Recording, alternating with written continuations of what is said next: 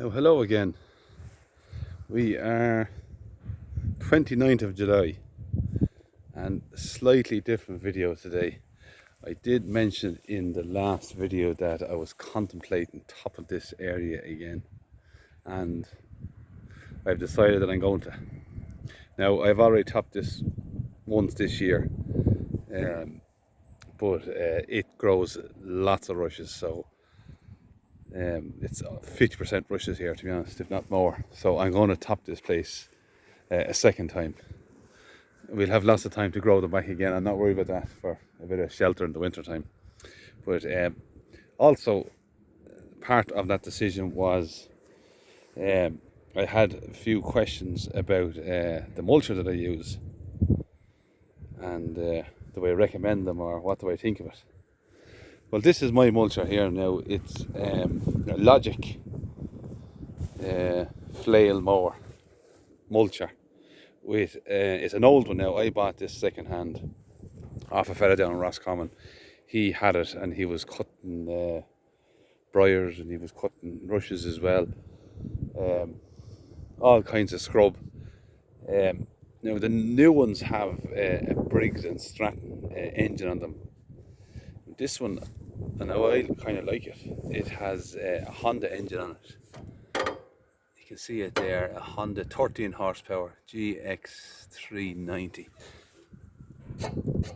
Electronic ignition. I don't know how they call it that, because it doesn't. You just switch it on there and pull that cord. So I don't know what they're on about. Or maybe I don't understand what I'm talking about. But anyhow, I have it set here now. When I bought this now, it had them kind of lawn tyres on it. You can get flotation tyres that give you an extra 6 inches of lift.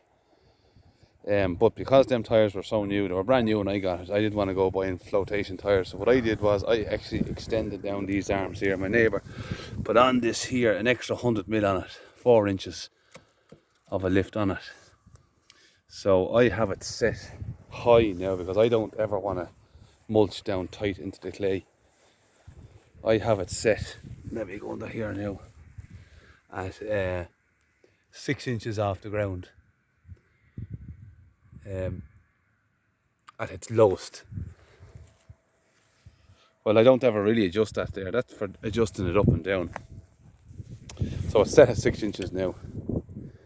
But it tends not to cut at 6 inches. It kind of cuts it that bit higher because the grass is lying over, and so the most it'll cut off is leaving 6 inches behind, basically.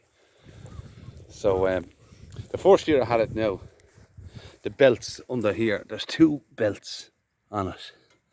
I was going through belts a lot and I couldn't understand it. Now this here, I'm not sure was that put on, is that factory or is that an afterthought? Because the inside here now, and I'm not going to open this up now, but inside here now you have a spring loaded pulley, a self tensioner, so it has the correct tension on it all the time. It's spring loaded, and this here was then forced, when you bolt it on, was forced down onto it, giving it more tension. And I was finding that I was ripping up belts.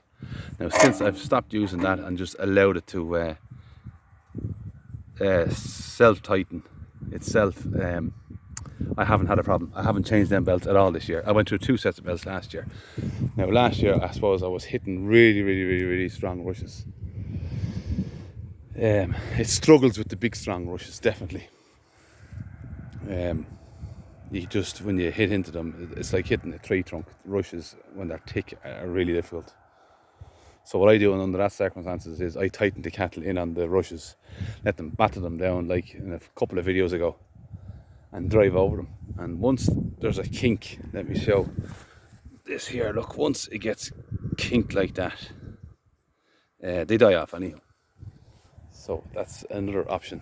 So this is basically for light, fresh rushes like that I'm going to hit today.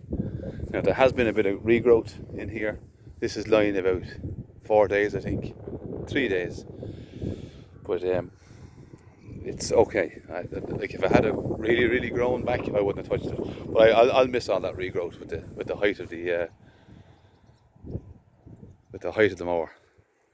So this wire has to come down. I'm going to do these 2 places here that I've already done this year, and over there was never done. I'm going to do it when I come back. I'm actually going away now for the weekend for a day or 2, so I'm going to let them into the far side there and give them that wipe of land, so that'll do them 2 days, which allows me then to not worry. So I haven't even checked. I'm only looking at them here now. So happy outline down there. So I'm going to start this up here now. Let me just show. I haven't started this at all now. One thing about this Honda engine has no problem starting. This was left lying for 6 months over the winter time, and I basically just did this, and I'll do it now because I haven't started it today either. So I basically turned that on. Our choke definitely needs a choke. The choke goes off, and it's on turtle, yeah. And then one pull. Now watch, it probably won't work now, but one pull. I prove it to you now. It's cold. Exhaust hasn't been started at all today now, so I'm going to give it a pull now.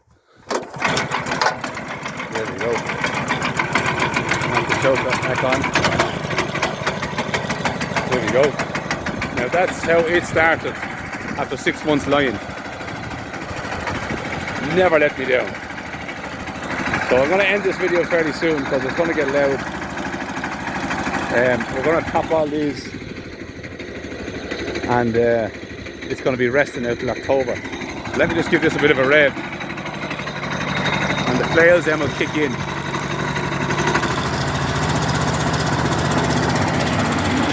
So there's a centrifugal clutch on it as well, so as the revs kick in, it grabs the pulley and starts spinning. So you can see her spinning there now at a really low rev.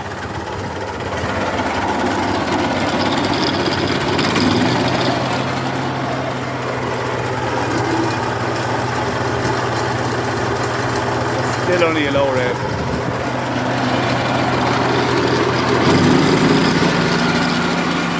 And there we are, that's full tilt now. Now actually, let me stand back there now. There used to be a roller bar at the bottom there, but what I found when I went over tall rushes, it held the rushes down, and by the time I had driven over, they'd spring back up and the flails would have missed. So I took that off. Just for really rough, uneven ground. So that's it now. I'm going to go ahead and put these and post this video in the afternoon. So the cats are over here, they're all grand, quiet, and that's the story. 29th of July. So for now, I'd say good luck and goodbye.